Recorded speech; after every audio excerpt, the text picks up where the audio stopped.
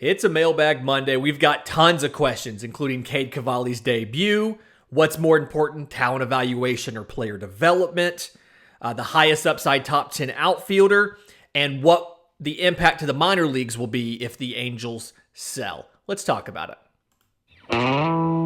You are Locked On MLB Prospects, part of the Locked On Podcast Network, your team every day.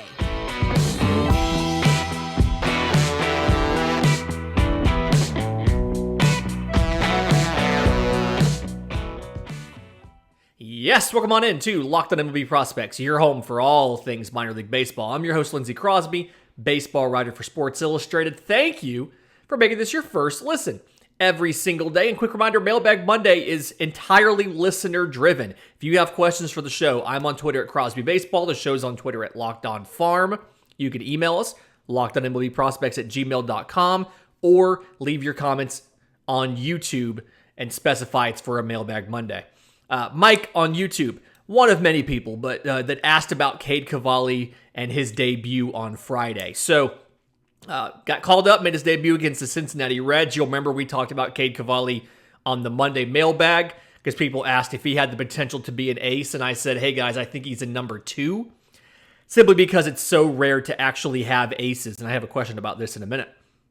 But versus the Cincinnati Reds last Friday, 4 1/3 innings, 6 hits, 7 earned runs, 2 walks, 6 strikeouts, 3 hit by pitch, total of 99 pitches, 57 of those for strikes. So the line looks bad. Let's acknowledge up front, the line looks bad. Part of that is he left in the top of the 5th with 1 out and the bases loaded, and all 3 of those guys came around to score. But even without that, he still gave up 4 earned runs in 4 1/3 innings.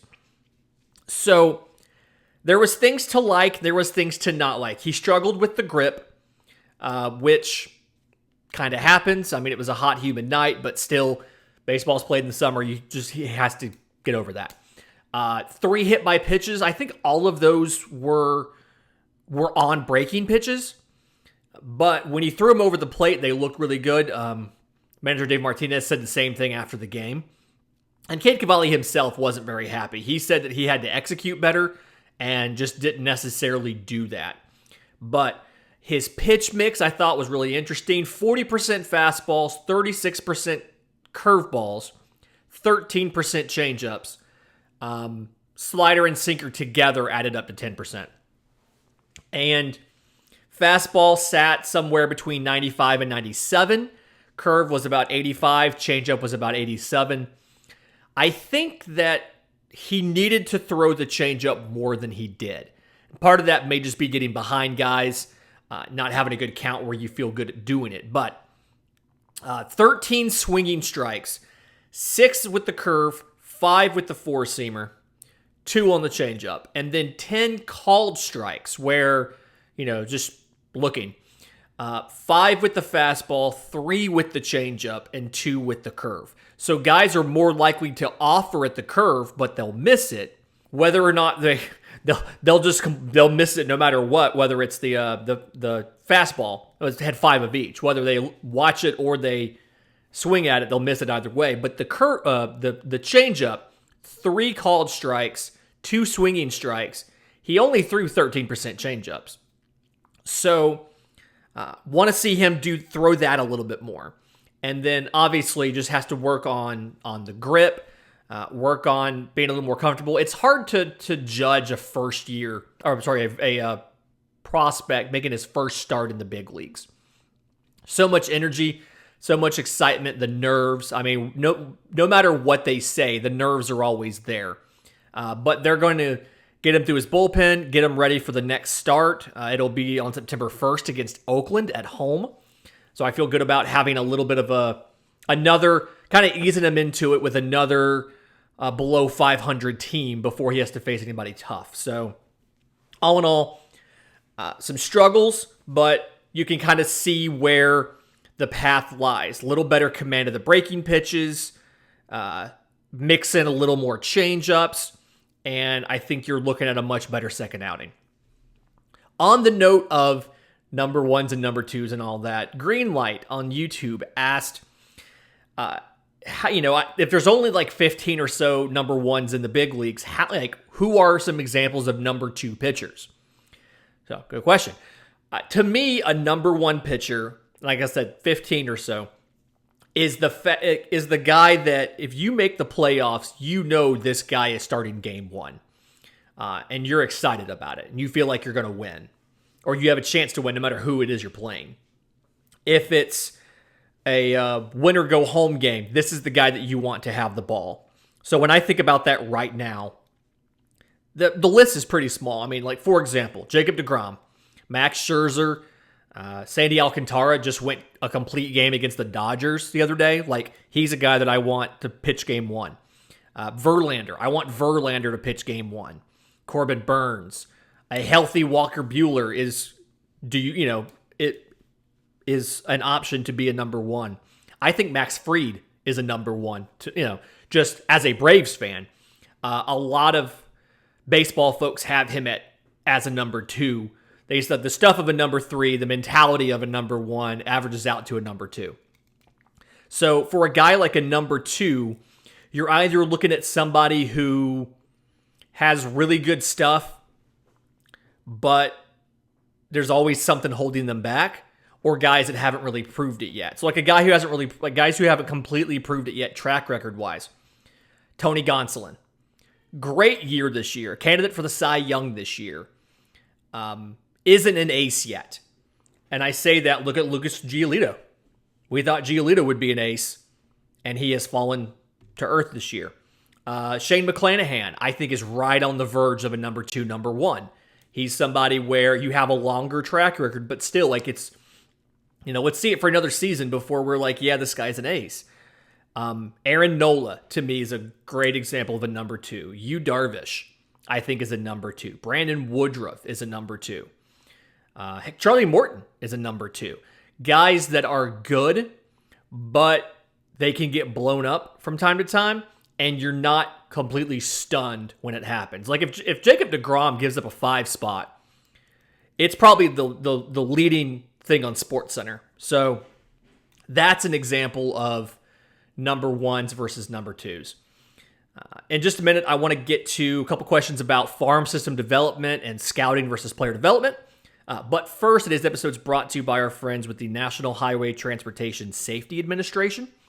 Are you one of those people that thinks it's okay to drive stoned?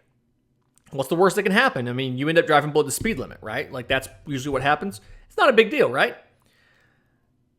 They want you to know that's wrong. The truth is your reaction times slow way down when you're high. You not only put yourself in danger, but everyone around you. Talk about a buzzkill. Dad joke there for you. So stop kidding yourself. It's not okay to drive high. If you've been using marijuana in any form, do not get behind the wheel. If you feel different, you drive different. And if you drive high, you can get a DUI. Okay, so Jeff on Twitter had a great question. Is having a great farm system more about talent evaluation or player development?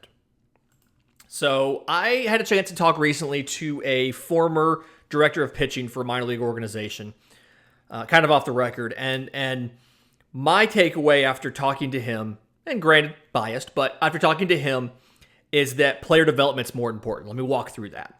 So right now with draftees, the analytics are so strong and we have so much information now. College players have been in front of TrackMan or Rapsodo, Hawkeye, Diamond Kinetic system. They've been in front of these systems. And so we have a lot of, MLB teams have a lot of data about them.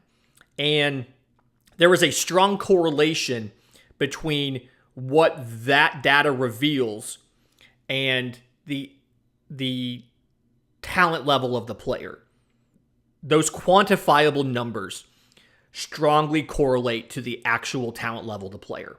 So that hurts traditional scouts a bit. And a lot of college players have that. A lot of the higher level prep players have that now too, because they go to showcases, they go to the MLB Combine. And so that's a place as well, where your your first couple of rounds of the draft, those prep players also, we have all this data on. And so traditional scouts are still useful. Junior college guys, lesser known prep guys, those are all people that your traditional scouts are probably going to be the only ones who got eyes on them. We don't have analytical data on them. So that's absolutely useful. Flip side of that is the draft is only 20 rounds, and there's only 180 minor league domestic roster spots. So there's less opportunities for them to find a gem and put them into your system. Flip that around where your player development works with all 180 players, and they have 180 opportunities to add value to your organization. So if my option is average scouting department, elite player development, or elite scouting, average player development, you're going to get more impact to your system from the player development group being elite, because they have 180 opportunities to improve your system. Whereas the traditional scouting guys, they may be able to uncover 2 or 3 or maybe even 4 draft picks a year that otherwise wouldn't have been found and get them into your organization, but they don't have as much that's 2 or 3 or 4 opportunities to provide value to the big league team.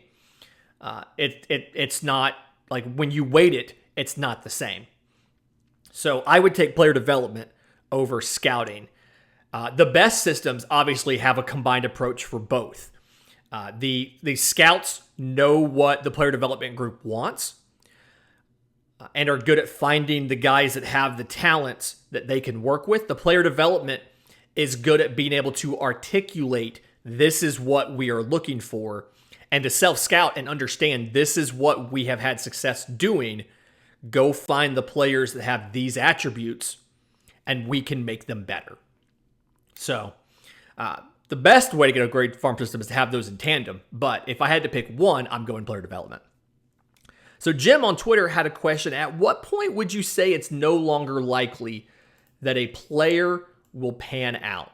I thought this was a really good question because this is a common topic that people ask, like, well, how many chances are we going to give this guy? Well, let's So there's been some research that, okay, back up. Before the research, most important thing to understand is that most prospects fail. Teams draft 20 players a year plus sign a bunch of undrafted free agents. They might put 25, 30 guys into their organization every year, and they're promoting to the big leagues, 2 or 3 or 1 or whatever. So most prospects fail. And on this show, I work with the understanding that we're going to ignore that they're most likely to fail, and we're going to talk about if they're successful, here's what it's going to look like. The studies have shown that within about 2 seasons, we have a pretty good idea, like 75% certainty of who you are as a player, as far as your ceiling and your floor and then your most likely outcome. Now, we can be wrong. Guys can blossom late. The younger a player is, the less certain we will be. And the longer it will take. But on average, after 2 seasons, we have enough high-level analytical data. We have enough of a track record to reasonably project where we think a guy is going to go. For me personally, when I look at giving up on a player, so to speak, and the actual question on Twitter, Jim referenced Jared Klinick and Joe Adell as guys who the question is, how long is it going to take? The 2 things that I've looked for is, one, when you don't see progress, and how long have you not seen progress? So minor league players, prospects are going to struggle. They're going to have, slumps. They're going to have issues as they develop. But the question is always, when do we stop seeing progress? How long does it take them to start making progress again? And then 2, when have we changed the other variables on this? So, for instance, a center fielder. Well, he's struggling at the plate. There's things you can change, whether it's mechanics, whether it's his bat. Maybe his bat's the wrong bat for him. And then at a certain point, if they're struggling defensively, we can move them to right field or left field. So move a guy to a corner. At a certain point, he's had different coaches.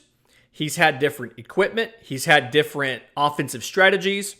He's even maybe gone through a position change. If we still have not made positive progress, that's probably just who he is. Good examples of this. Christian Pache just got called back up on Sunday by the Oakland Athletics. A guy that Atlanta always knew he had questions with the hit tool. He got a small snapshot in the 2020 postseason, looked good. They're like, okay, he's turned a corner offensively. They put him in the big league outfield in 2021, and he was not ready at the plate. And they had changed so many variables. They had changed who was coaching him. They had changed the levels that he played in, all of that stuff, that eventually it's, okay, this is who Christian Pache is. The last thing we can change is the organization. They traded him out. We talk about this sometimes, that guys need to change the scenery. Sometimes it's just at the point where you've changed every other variable. He may be a good baseball player. For whatever reason, he's not responding to your coaching. He's not responding to what you're telling him to do, or what you're telling him to do is not correct. It's not the best thing for him. And so the guy leaves the organization. Sometimes he goes to his next organization and explodes. Shane Baz was the player to be named later from the Pirates in the Tyler Glasnow trade. And Tampa Bay brought him in. They changed a bunch of stuff with his pitch mix. There you go. He took off. It was something where he had reached his potential in the previous organization because he was being coached in a way that was not right for him. And they had good player development in Tampa Bay and understood what to do with that.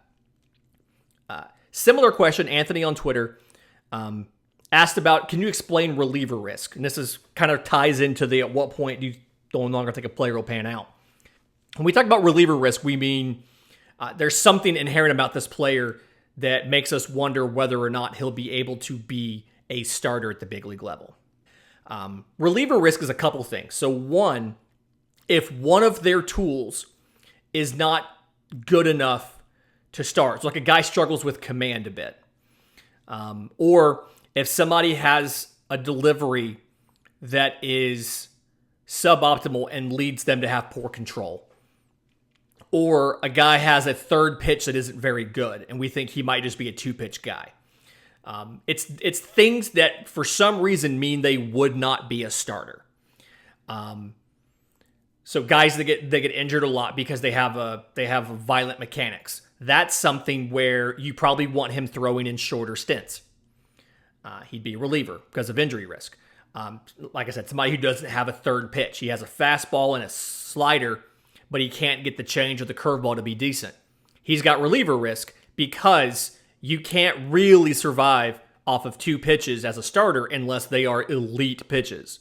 But you can be a two-pitch reliever and be fine. Guys who just don't figure it out, like that's one of the things you can change with a pitcher is you can move them from starting to relieving. Guys who have velo issues. Well, often when you're not trying to go 100 pitches into a game, you're throwing 20 pitches in a game. You can throw harder. You can alleviate some of the velocity issues with a move to the bullpen. In just a minute, a couple rapid fire questions about our top 10 outfielders list, as well as some individual players.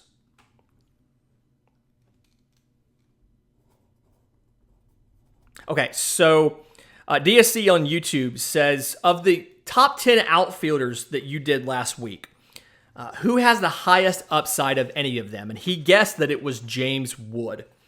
And that is who I think it is. So you'll remember we had different tiers of guys. We had Sal Frelick, Brendan Davis, Pete Crow Armstrong, Evan Carter, and George Valera were 10 through 6.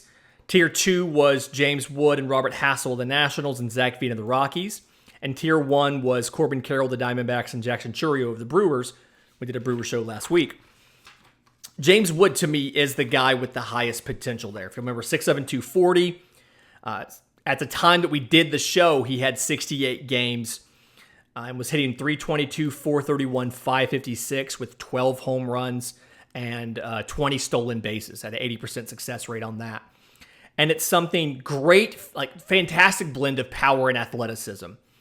And when I'm looking at the ceiling of a guy, he already shows he has the speed. He has pretty decent contact ability. The defense, we talked about him moving to right field versus center field. He could stick in center. I don't know. I'm just assuming he's going to move to right. He had the arm to play wherever. Me assuming because he was in the same group as Robert Hassell, he was going to end up moving to center, but he may stay. Gonna have to move to right, but he may stay in center. And then the power. I think he had the best power potential just about any of those players. And the one that would, if he reaches the max potential there, would have the best impact on the big league squad. Now, he also has the biggest risk because, one, he's a younger player.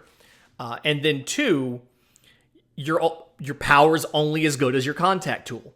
So, bigger risk because he has farther to go. Him and Chourio both have a long time to go until they're ready. They're both in, lower levels of ball.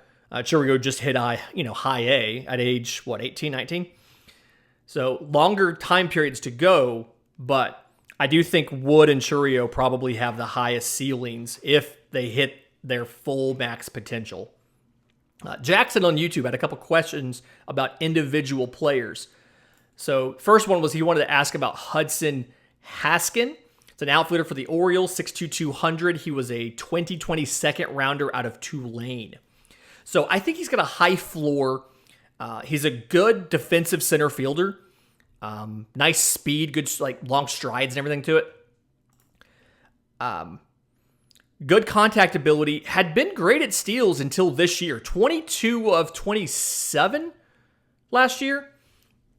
4 of 7 this year. So I don't know why he stopped stealing this year. But this year, 271, 367, 466. The thing that I was worried about was where his power would come in. 13 home runs this year, 37 extra base hits. So he's found that power that we were questioning when he's been at AA Bowie this year.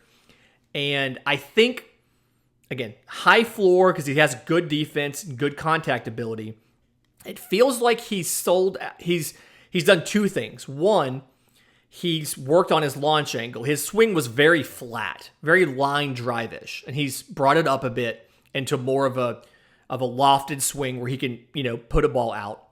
And then two, I feel like he's made a little bit of a trade-off of batting average versus power. So he's increased his slugging by 81 points. His batting average came down a couple of points. His on-base percentage came down about 25 points. And so it's something where he's sacrificed a little bit of on-base and contact for a significant increase in the power. So I like what I've seen there. And he's been at AA all year. He might get a late season call up to AAA. I don't see him at the big league level until middle of next year probably at the earliest. I could be wrong. He could surprise over the winter, but that's kind of where I have it. The other guy was Blaze Alexander. Shortstop for the Diamondbacks, 2018 11th rounder out of high school, went to IMG Academy, 6'1", 175.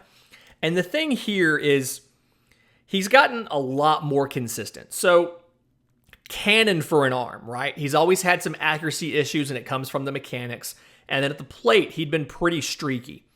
Well, this year, combined stats in AA, 295, 362, 519, 14 home runs, 29 extra base hits. He's tapped into the power, but he's been more consistent month to month. I don't think he's had a month where his batting average was below, I think it was 260 from what I looked at. Been pretty consistent. The big thing here is, one, keep this consistency. Keep this improved offensive approach. That's what we need to see. And then 2, stay healthy. He's had 3 different IL stints this year. He had one in April, one in late June, and one in late July. So just need him to stay healthy. But I see him as a guy very much kind of like a Josh Rojas can now, where he can play anywhere in the infield. He can play second, he can play short, he can play third. Obviously has an arm for third, but somebody who they're going to be able to use as a utility guy, can move around quite a bit. I may be wrong, and he may end up as a full season regular.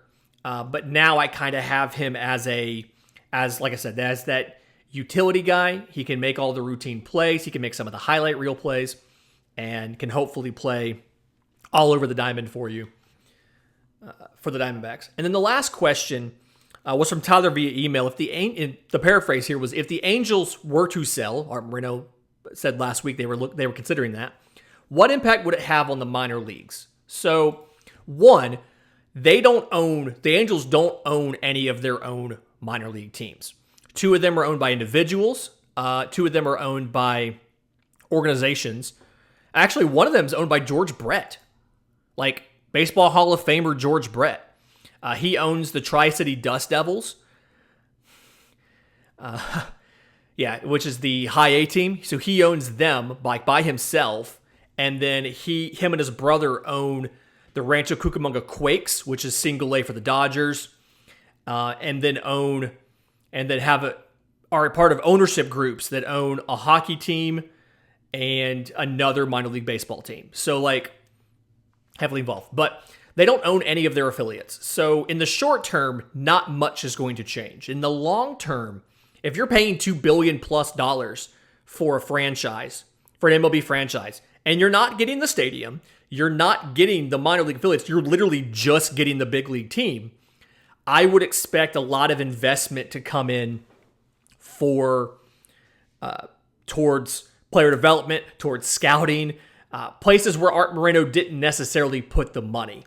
He put the money into big contracts for flashy names like Anthony Rendon and Albert Pujols, but they didn't have the proper money in, and they still don't, for amateur scouting, for international scouting, for player development, all of that stuff. And so that's where I'd expect the players, the quality of the players coming into the organization might get a little better, but then really the players would improve more in the system because there's more investment and there's more tools and knowledge around them to do that. Great week coming up this week. A lot of fun stuff.